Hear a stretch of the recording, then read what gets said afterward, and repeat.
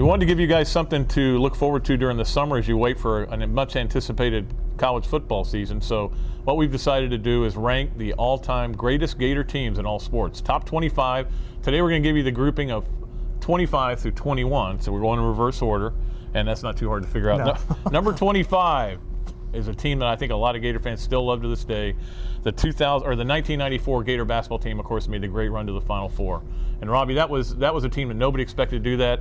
They had that motto, find a way, and they kept finding ways. Yeah, that was the original find the way team, and they came together, had great chemistry, hit big shots when they needed them, and Kruger did a great job with that group. He did. I mean, when you look at it, Dimitri Hill was an undersized center. Andrew DeClerc wasn't an offensive power forward. But he hustled up and down the floor like a wild man. A lot of rebounds. I remember one game he had 20 rebounds. I think it was against Kentucky. And of course, they had Dan Cross, a great point guard, one of the best to ever play here. And of course, Craig Brown hitting that little curl three-pointers. He made a bunch of them. The Lee Humphrey of that team. He was the Lee Humphrey of that team. They obviously went to the Final Four and lost to Duke in a tight game. Dan Cross will tell you to this day it wasn't a charge. I don't think it was either. I thought when I remember what happened, I went, blocking foul. What are you got to be kidding me. But anyway, they lost that game. But that's number 25. That tells you about the strength of this group. Yeah, that's Final Four teams 25. Final Four team is number 25. Now, not everybody on this group won a national championship, but an awful lot of them did. Florida's won an awful lot of national championships, including, 24 is a team that didn't win a national championship. Gymnastics in 1998. Robbie, that was their highest finish, it's kind of amazing. They finished second that year, to Georgia, of course.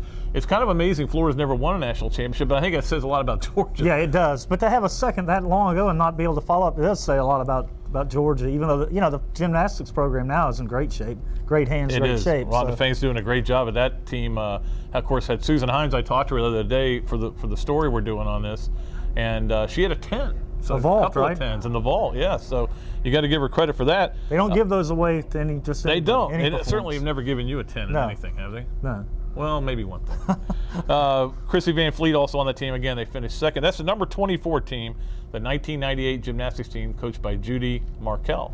So that was the highest finish they ever had. The number 23 team, a team close to our heart, Robbie, because we know one of the guys on this team, the 1993 men's golf team, won the national championship. Our buddy Chris Couch played on that team. Oh, yeah. That was a great team. That was a team that was going to be good, but they got one piece of the puzzle when Guy Hill transferred from Miami. Yeah. And he was eligible to play right away, and he made a big difference on that team. He actually shot, there was a low Gator for that tournament, shot one under. Funny story about this, Robbie. They won.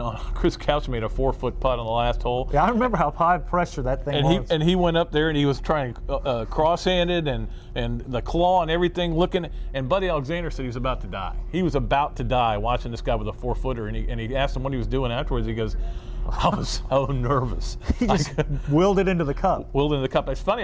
That was up at Lexington at the Champions Club. I played that course a few years later, and I remember getting to 17. I had nothing to play for because I'd blown up. And I remember saying, I'm going to try and do what David Duval couldn't do. Par 17 and 18 I did. Well, I was pretty happy about that. But he bogeyed both those holes and lost the championship. He did? Yep. So there's some information for you. You were early Duval choking. There's been a lot lately. He made a cut last week. At any rate, there's a number 23 team, a team that won the tournament by one shot over Georgia Tech. So David Duval not only choked away the championship, he choked away the title for. We better not say that because he might get mad. He gets mad when you say things like that.